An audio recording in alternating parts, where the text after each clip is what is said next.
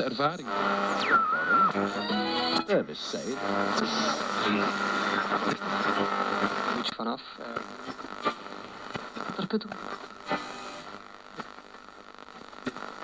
A lot of fights.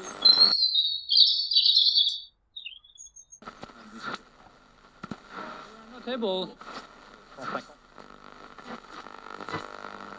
Hey rock stars, if you were to ask anybody to name one characteristic they wish they had more of, I'm almost positive you would not hear the word weakness. So today let's talk about being strong. When I think about strong people, one of the first persons who comes to my mind is my brother Shane. I mean, even as a little kid, he was just tough as could be. Growing up as kids, throughout most of our childhood, our minister was a guy by the name of Garland. Garland was a really cool dude, and he loved picking on me and my two brothers. I remember one evening my parents had invited the entire congregation over to our house for a cookout and a bonfire. We're all standing around the fire. Shane was messing with Garland, and finally Garland just bent down, picked up Shane. He said, "What would you do if I was to throw you into that fire?"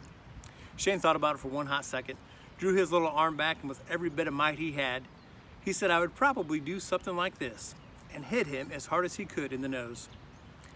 That was a Saturday evening, so the next morning we all show up to worship. Garland gets up to do the sermon, and there he is with two black eyes. But not only physical strength, I don't think Shane is just a great example of that. I also think he's a good example of spiritual strength, which is way more important than physical strength. Numerous times throughout Scripture, we are reminded to be strong and be courageous. Today's passage of Scripture comes out of Daniel chapter 3. There's 30 verses in that chapter, and I encourage you to look at all 30 of them. Good story and a familiar story. Right now we're going to look at verses 16 through 18. This is where Shadrach, Meshach, and Abednego are given a choice. They have two options. Option number one is to bow down and worship the golden image. Option number two is be thrown into a fiery furnace.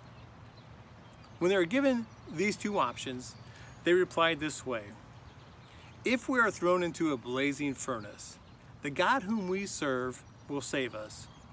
But even if he doesn't, you can be sure, your majesty, that we will not serve your gods." Friends, that is some serious spiritual strength right there. And I think Scripture provides just numerous radical examples of spiritual strength, whether that be bravery in battle or defending off the evil one. So there's some great examples to look at, but I think the problem is sometimes we look at spiritual strength and sometimes we confuse that with what all that means. Because the words that describe spiritual strength the best are often words that we look at as weaknesses. Some of those best descriptive words are words like humility, extreme dependence on God, peace, self-control, gentleness, and a passion for serving others. If we possess those kind of things, then there's no doubt that we're going to have spiritual strength. And I think if we do have those things, then it'll be visible that there's this constant and consistent commitment to following God, both publicly and privately, no matter what. I hope you're all doing well. I hope and pray that you will grow and your spiritual strength will continue to grow, and hopefully we will be seeing each other really soon. If you guys need anything, please just let me know. Until next time, peace and love.